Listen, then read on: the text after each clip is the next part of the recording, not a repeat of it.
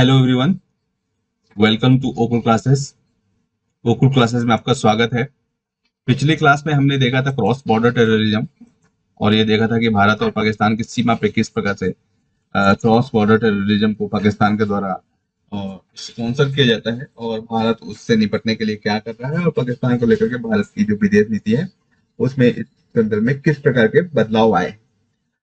आज की क्लास में हम एक काफी महत्वपूर्ण मुद्दे पर बात करने जा रहे हैं और जिसको हम गिलगित बल्तिस्तान इशू कहते हैं। Gilgit Baltistan is this portion of the Kashmir और ये क्या है, पीओके है, पाक ऑक्युपाइड कश्मीर। ये गिलगित बल्तिस्तान कहा जाता है इसको, ठीक है, एडमिनिस्ट्रेड बाय पाकिस्तान। ये जो एरिया है इस पूरे एरिया को गिलगित बल्तिस्तान कहा जाता है और ये जो एरिया है इसको आजाद कश्मीर कहा जाता है कश्मीर के द्वारा, पाकिस्तानियों के द्वारा। और आप यहाँ पे देख रहे हो ये साक्षगम वैली है जो पाकिस्तान ने चाइना को दे रखी है। 5000 समथिंग स्क्वायर किलोमीटर की ये जो एरिया है ये पाकिस्तान ने चाइना को दे रखा है और इस पर काफी चाइना ने अपना जो है डेवलपमेंट भी चाइना के द्वारा किया गया है यहाँ पे कुछ। और ये सियाचिन ग्लेशियर है जो इंडिया के कंट्रोल में है और ये है आक्साई चेन, ठीक है। ये चीजें हमने पहले भी देखी थी। तो आइए देखते हैं गिलगित बल्तिस्तान इश्यू क्या है और इस कैसे इंडिया जो है इस पे इंडिया का स्टैंड क्या है। तो गिलगित बल्तिस्तान की अगर बात किया जाए तो यह एक ऐसा रीजन है, क्षेत्र है, जिसको इंडिया मानता है कि ये कश्मीर का अनडिवाइडेड पार्ट है, ठीक है। लेकिन अभी जो है ये पाकिस्तान के द्वारा प्रशासित हो रहा है ये पार्ट कश्मीर का अनडिवाइडेड पार्ट है कश्मीर का, लेकिन पाकिस्तान के द्वारा प्रशासित किया जा रहा है। ये इंडिया का स्टैंड है, इंडिया का मानना है। और ये जो रीजन है, जब भी कश्मीर पर जो कॉन्फ्लिक्ट्स है, संघर्ष है, उसमें ये हमेशा जो है प्रकट होकर के आ जाता है। पीओके, इंडिया पाकिस्तान का जो भी कॉन्फ्लिक्ट है ना उसमें पीओके रीजन जरूर आ जाता है डिस्कशन में, ठीक है। तो the Gilgit Baltistan issue came to the fore when the government of Pakistan decided, अभी हाल में क्या हुआ था, मई 2020 में पाकिस्तान की सरकार ने जो गिलगित बल्तिस्तान का एरिया है उसे provisional provincial status, provisional provincial status मतलब एक तरीके से राज्य का दर्जा दिया है। गिलगित बल्तिस्तान को पाकिस्तान की सरकार ने मई 2020 में राज्य का दर्जा दिया है, इसलिए ये टॉपिक काफी इंपॉर्टेंस रखता है। और चूंकि इंडिया इसको क्या मानता है, इंडिया इसको अनडिवाइडेड कश्मीर का पार्ट मानता है जो पाकिस्तान सर के द्वारा एडमिनिस्ट्रेट किया जा रहा है।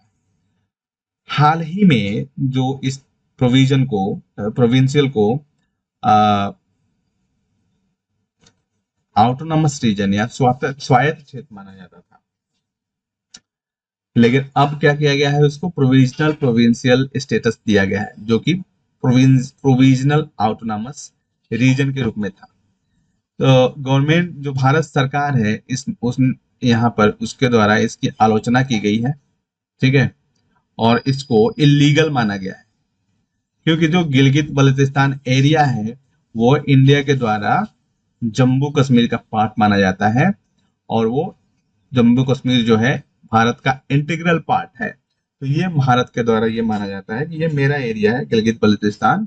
और ये वास्तव में जो है प्रिंसली स्टेट, अगर देखा जाए जो ब्रिटेन के समय पे प्रिंसली स्टेट जो ब्रिटिश एम्पायर के कब्जे में था, उसमें ये गिलगित बल्तिस्तान का जो एरिया था वो प्रिंसली स्टेट का पार्ट था। लेकिन 1947 और 48 में जो पाकिस्तान के द्वारा कबलाई हमला कराया गया था कश्मीर पर, उसमें इस पोर्शन पर कब्जा कर लिया गया था और इसको तभी से ये जो है पाकिस्तान का हिस्सा बना हुआ है और उससे ही बगल मतलब वो उसको लाइन ऑफ कंट्रोल से डिवाइड किया गया है। तो गिलगित बल्तिस्तान काफी खूबसूरत जगह है, वहाँ पे जो है काफी ऊंचे ऊंचे पहाड़ हैं, घाटियां हैं, हरियाली है, झील है, नदियां हैं, बिल्कुल मतलब कश्मीर के जैसा ही है वो भी एरिया। तो वो कश्मीर का ही हिस्सा है, तो कश्मीर के जैसा ही होगा, ऑब्वियस सी बात है। ठीक है। ये देखो आप गिलगित बल्टिस्तान के जो बच्चे हैं, स्कूली बच्चे हैं, उनकी एक तस्वीर मुझे मिली थी। तो ये तस्वीर मुझे काफी अच्छी लगी। ठीक है। आप सोचो वहाँ के जो लोग हैं, जो, क्योंकि यहाँ पे टेरर बेसिकली पाकिस्तान, यहाँ पे जो पाकिस्तान के टेररिस्ट ग्रुप हैं, टेरर कैंप्स यहाँ पे चलते हैं। यहाँ के जो लोग हैं उनको ना तो इंडिया का नागरिक होने का अधिकार मिला है, ना पाकिस्तान को। ये वहाँ के एमपीज के, मेंबर ऑफ पार्लियामेंट के इलेक्शन में तो वोट दे सकते हैं, ठीक है, लेकिन ये लोकल असेंबलीज और लोकल जो स्थानीय शासन है, वहां पे वोट नहीं दे सकते पाकिस्तान के। तो इस तरीके से जो है इनका जो स्टेटस है, एक तरीके से काफी संघर्षपूर्ण माहौल है वहां पे।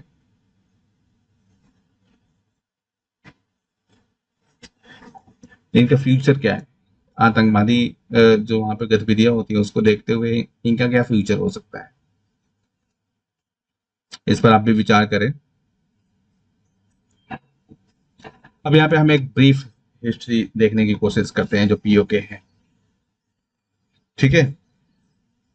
जो अक्टूबर 1947 में फर्स्ट कश्मीर वॉर शुरू हुआ था, फिर जनवरी 1948 में यूएन ने सीज फायर का ऑर्डर दिया, और जो living parts of the J and के ऑन पाकिस्तान साइड, और वो जो पार्ट पीओके वाला पार्ट था, इसको पाकिस्तान के साइड में ही छोड़ दिया सीज फायर का ऑर्डर देने के बाद। 1949 में Gilgit Baltistan administration given to the Pakistan by AJK. ठीक है। जो गिलगित बल्तिस्तान का एडमिनिस्ट्रेशन था वो भी पाकिस्तान को दे दिया गया था 1949 में। उसके बाद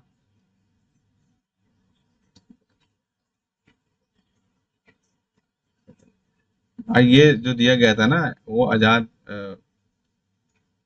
आजाद जम्मू कश्मीर का कहते हैं इसको, एजे को, उनके द्वारा दिया गया था। ये देखो आप, ये जो रीजन है ना, आजाद जम्मू कश्मीर है ये, दिस रीजन।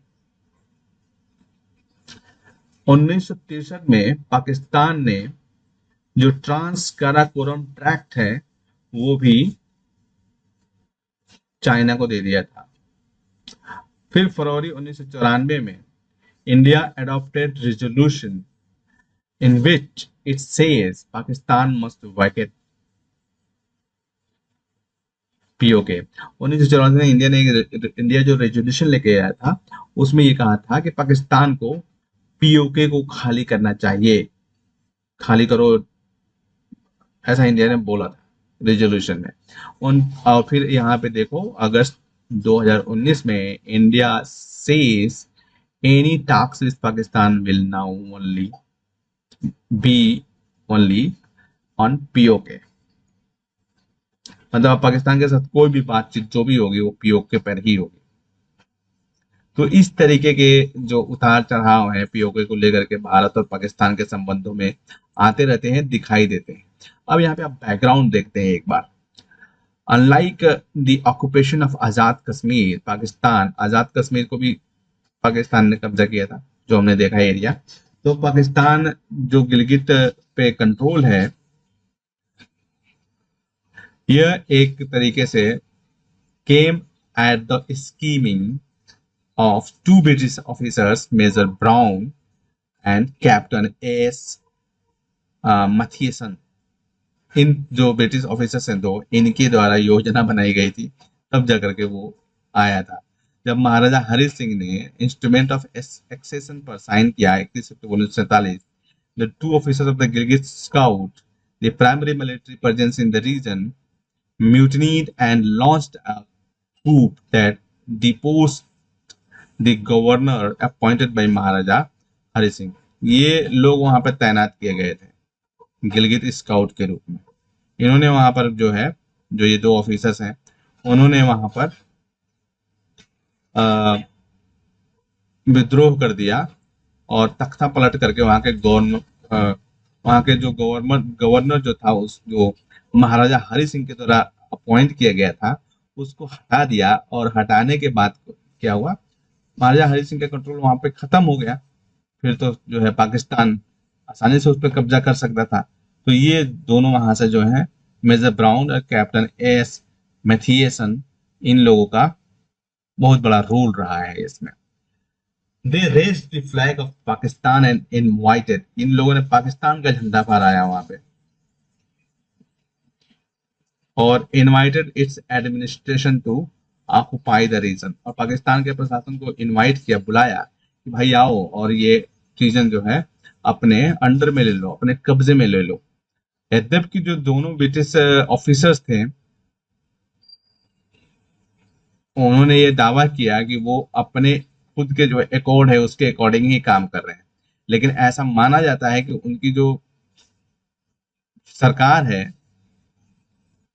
उसने उनको निर्देशित किया था कि इस टेरिटरी को जो है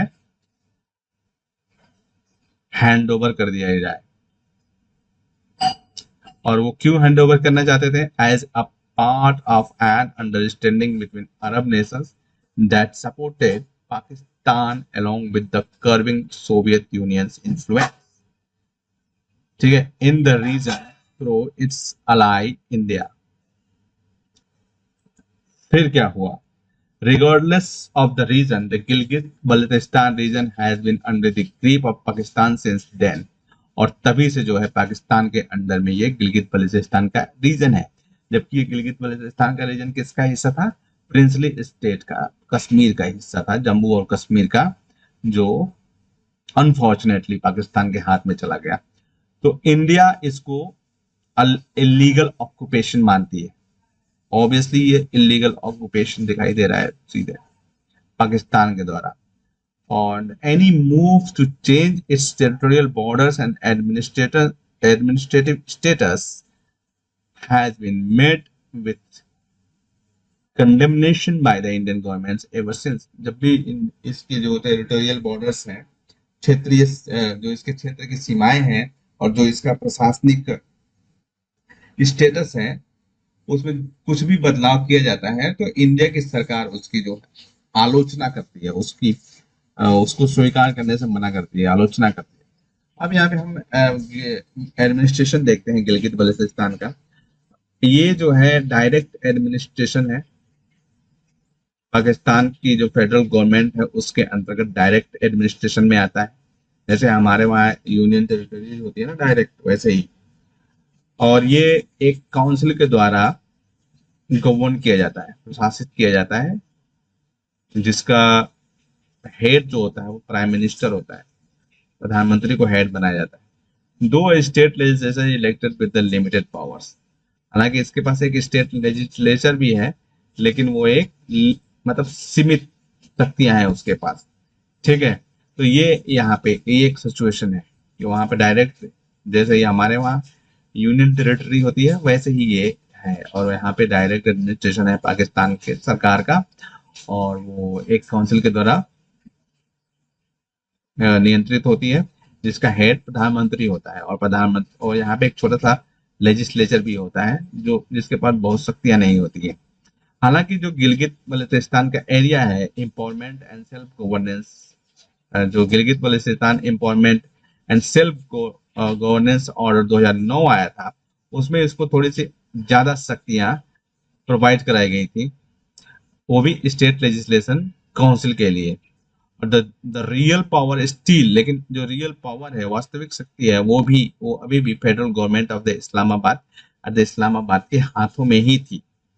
हालांकि इसको प्रोवाइड कराने की कोशिश की गई थी, लेकिन वो कोशिश क्या की गई थी, प्रोवाइड कराई गई थी Gilgit Baltistan empowerment and self governance order 2009 के तहत जो है ज्यादा शक्तियां, लेकिन जो मेन जो रियल पावर है वो इस्लामाबाद में सेंट्रल गवर्नमेंट के पास। और ये एक्ट जो है,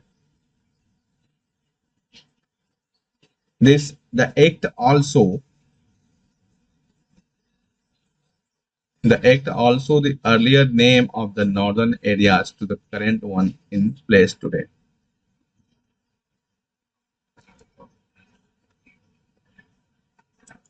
अभी इंडिया का स्टांस देखते हैं यहाँ पे गिलगित बल्तिस्तान को लेकर के इंडिया का क्या पक्ष है। इंडिया हमेशा से जो है गिलगित बल्तिस्तान को पर जो कब्जा है पाकिस्तान का उसको इलीगल मानता आ रहा है, मतलब उसको मानता है कि ये कहीं से भी लीगल नहीं है। और 1994 में भारतीय संसद ने एक रिजोल्यूशन पास किया था जिसमें गिलगित बल्तिस्तान और पीओके कश्मीर को, ठीक है, यहाँ पे गिलगित बल्तिस्तान और पीओके, हालांकि जो गिलगित बल्तिस्तान एरिया है उसको ही पीओके कश्मीर भी बोलते हैं, ठीक है। तो यहाँ पे आप और कर देना ज्यादा अच्छा रहेगा, ठीक है। तो has pass the claiming both Gilgit Baltistan और Pakistan occupied Kashmir as part of the state of Jammu Kashmir forming an integral part of the union territory. Indian government ने 1994 में एक पार्लियामेंट में रेजोल्यूशन पास किया गया था कि गिलगित बल्तिस्तान रीजन है वो जम्मू कश्मीर का इंटीग्रेटेड पार्ट है और वो इंटीग्रेटेड पार्ट की तरह ही रखा जाएगा, ट्रीट किया जाएगा उसको। और इस ऑर्डर में सॉरी जो अन्य जो चिंताएं हैं इससे जुड़ी हुई वो है एक चाइना पाकिस्तान का संबंध। जो चाइना पाकिस्तान का रिलेशन है वो काफी तेजी से बदल रहा है इस एरिया में, काफी ज्यादा कोऑपरेशन हो रहे हैं, सीपेक आ गया है उधर, ठीक है। पाकिस्तान ने handed over the parts of the Gilgit Baltistan to China in 1963। जो हमने साक्षगम जो एरिया देखा था वो 1963 में पाकिस्तान ने चीन को दे दिया था, ठीक है।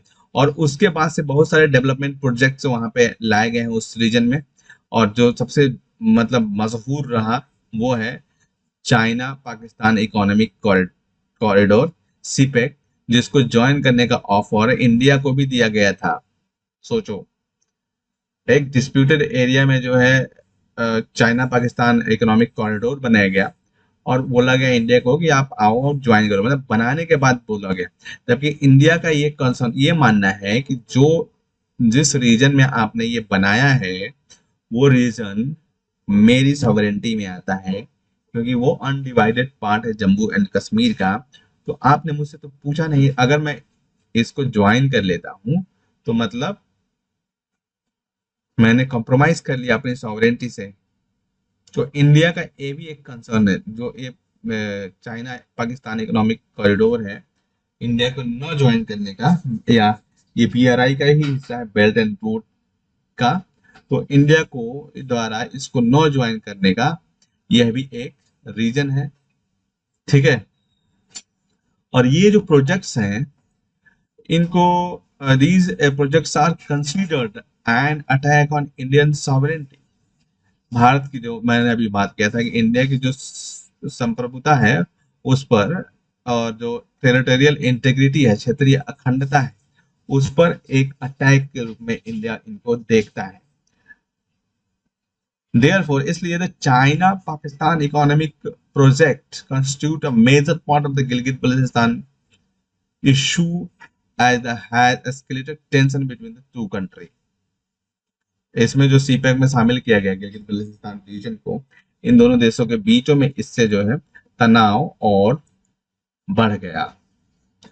अब हाल के कुछ डेवलपमेंट्स देखते हैं जो गिलगित बल्तिस्तान रीजन में बल्तिस्तान जो इशू है उस पर दिखाई देते हैं। 24 जून 2020 the government of Pakistan announced that election would be held in Gilgit-Baltistan. जो पाकिस्तान की गवर्नमेंट है उसने ये अनाउंसमेंट किया कि भाई अब हम यहाँ पे चुनाव कराएंगे। और ये जो है ना एक प्रेसिडेंशियल प्रोक्लेमेशन जो हुआ था 16 मई 2020 को, उसके बाद आया था। मतलब प्रेसिडेंशियल प्रोक्लेमेशन के बाद गवर्नमेंट ने ये अनाउंस किया कि गिलगित पाकिस्तान में चुनाव कराया जाएगा, और इसका जो है इंडिया ने विरोध करना शुरू कर दिया। इंडिया ने इसको अपोज किया है, और उसका क्या रीजन बताया गया कि इस डिस्प्यूटेड एरिया में, विवादित क्षेत्र में कोई भी चुनाव नहीं कराए जाएंगे। अब आपके मन में ये बात क्लियर हो गई होगी कि इंडिया चूंकि इसको अपना पार्ट, इंटीग्रल पार्ट मानता है। 1994 जो हमारी पार्लियामेंट ने रेजोल्यूशन पास किया था, उसमें इसको अपना इंटीग्रल पार्ट माना जाता है। तो इस एरिया में जो डिस्प्यूटेड एरिया है, वहां पर इस तरीके का इलेक्शन कराया जाना भारत की जो सॉवरेनिटी है उसके साथ खिलवाड़ करने वाली बात को मानता है इंडिया। मतलब मानता है इंडिया कि ये उसकी सॉवरेनिटी के साथ छेड़छाड़ है। और जो another cause of the concern is that the recent agreement by China and Pakistan to build 5 large dams in Pakistan, one of them would be built in Gilgit Baltistan। 5 dam बनाने के लिए जो पाकिस्तान और चाइना के बीच में समझौता हुआ था, उसमें से जो एक डैम बनाया जाएगा वो कहाँ बनाया जाएगा? गिलगित बल्तिस्तान में, ऑफ कोर्स। तो ये भी एक तरीके से जो है, मतलब उन लोगों ने उस पूरे एरिया को अपना समझ रखा है और उसमें वो डिस्प्यूटेड मान ही नहीं रहे हैं उसको। चाइना को देखो, चाइना चाइना भी नहीं मान रहा है उसको डिस्प्यूटेड। हाँ खैर, उससे तो कोई उम्मीद ही नहीं कर सकता कि वो मानेगा। This project is in line with Beijing's one belt one road initiative. और ये प्रोजेक्ट जो है चाइना के one belt and one road OBOR या बेल्ट एंड रोड इनिशिएटिव्स के का हिस्सा के रूप में देखा जा रहा है। और इससे ये भी है कि चाइना इस रीजन में अपनी प्रेजेंस को बढ़ाना चाहता है। जैसा कि हमने जो इनसर्कलमेंट ऑफ की पॉलिसी देखी थी इंडिया को चाइना के द्वारा, तो इधर से जहां वो मैरी टाइम सिल्क रूट और ये स्ट्रिंग ऑफ पोल्स बना रहा है, वहीं पे ये ऊपर से सीपेक सीपेक के द्वारा इंडिया को इनसर्कल कर लिया, घेर लिया। You can see here. It can be safely said that the removal of Article 370 in 2019 has led to many of these developments as of late.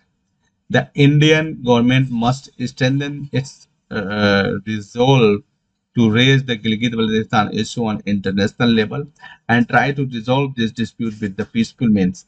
India को क्या करना चाहिए कि इस जो गिलगित बल्तिस्तान का मुद्दा है ना, उसको अंतर्राष्ट्रीय स्तर पर लेके आना चाहिए और बार बार जो है अंतर्राष्ट्रीय मंचों पर इसको उठाना चाहिए, ताकि जो है इस पर दुनिया के देशों का ध्यान जाए और दुनिया के जो पावरफुल कंट्रीज है उनका ध्यान जाए और पाकिस्तान पर इसका दबाव बनाया जाए कि वो जो है इस मुद्दे का समाधान करे। और इस मुद्दे का जो समाधान है गिलगित बल्तिस्तान का इश्यू का, वो पीसफुल मीन्स से ही है, मतलब शांतिपूर्ण तरीकों से ही किया जाएगा, ऐसा इंडिया का स्टैंड है, मानना है। और जो Gilgit Baltistan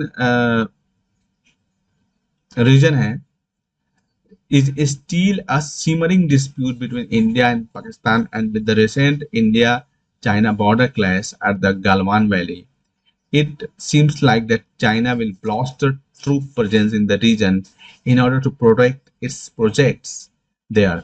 It remains to be seen how this issue will pay out in the coming years.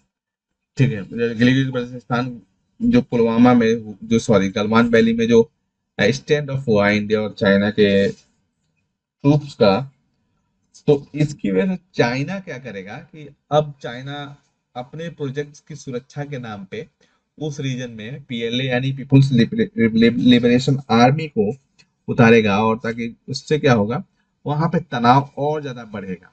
ठीक है, चाइना अपने सैनिकों की संख्या बढ़ाएगा वहां पे, तो इंडिया भी बढ़ाएगा। चाइना तो अपने जो प्रोजेक्ट्स हैं उसकी रक्षा करने के नाम पे वहां बढ़ाएगा, इंडिया अपनी सिक्योरिटी के नाम पे बढ़ाएगा। और इससे क्या होगा कि आने वाले दिनों में ये देखना इंटरेस्टिंग हो जाएगा कि वहां पे गिलगित बल्तिस्तान का जो इश्यू है, मुद्दा है, वहां पर किस तरीके की चीजें निकल कर सामने आती है। तो हमारे एग्जाम के पॉइंट ऑफ व्यू से ये हमने जो देखा है ये सफिशियंट है, और इसके आधार पे हम कोई भी आंसर जो है टैकल कर सकते हैं। तो आज के लिए बस इतना ही। अब अगली क्लास में हम एक और काफी महत्वपूर्ण टॉपिक है बलूचिस्तान का इशू। तो उसमें बलूचिस्तान का जो इशू है उसको हम इंडियन पर्सपेक्टिव से देखने की कोशिश करेंगे, जो आपके एग्जाम के लिए काफी महत्वपूर्ण होने वाला है।